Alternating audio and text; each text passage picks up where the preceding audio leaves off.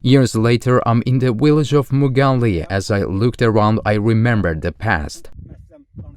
I want to tell you about the operation to neutralize the international criminal named Avo, which happened right here. I was coming this way and my intelligence officer named Fikret was with me. Avo came out 20 meters before this turn and stopped. My rifle was ready.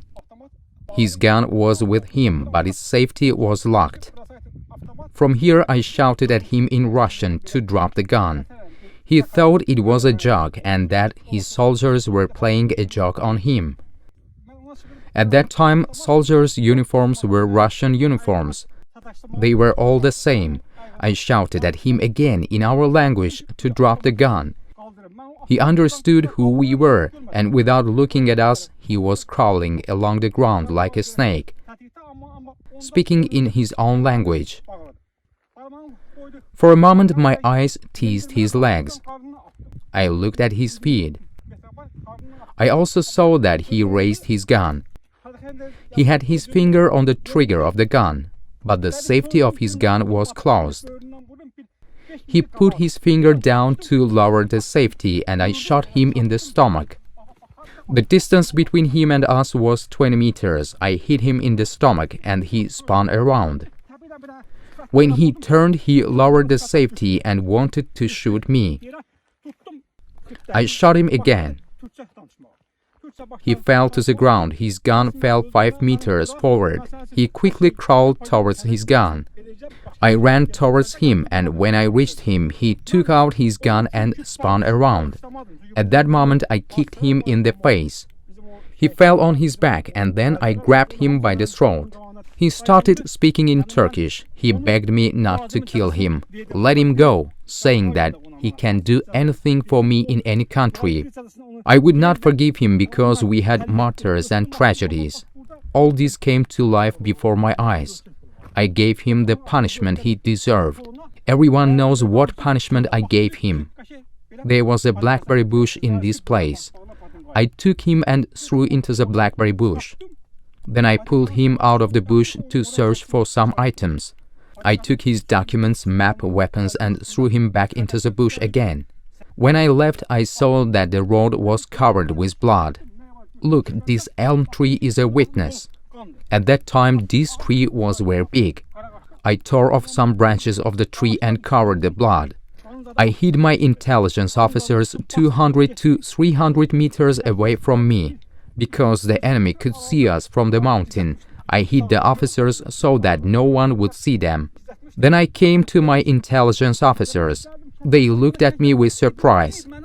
When they heard 2 shots, they thought that I shot Avo, and Avo shot me. I was covered in blood. My intelligence officers were scared and thought that I was wounded. I stated that I was fine, that I had solved the Avo operation.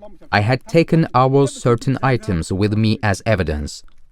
My intelligence officers and I stayed there for 2 to 3 hours. It was about 4 to 5 o'clock. Then something like an earthquake has happened. All armed men and equipment of the Martuni region flocked to our area. They were seeing us from the mountain. They wouldn't believe that we could walk around so freely. After seeing that Avo had disappeared, the soldiers said that Avo entered Muganli village but disappeared there. We had seen his UAZ car sinking in the river. They all gathered in the area where we were. They shouted and searched for Avo. Getting out of that area was a miracle. Not even a bird could fly. God supported us and opened the way. It was a historic day. We did not run away. We entered the area full of Armenians. They had posts on that hill you see. I thought this is the best place, because they would not believe that we would wait 50 meters away from them. Until 4 o'clock in the morning, they opened fire and destroyed the village, searching for Avo. After not being able to hear from Avo, they left. I woke up my intelligence officers. We went in the direction of the Merzili village of Agdam.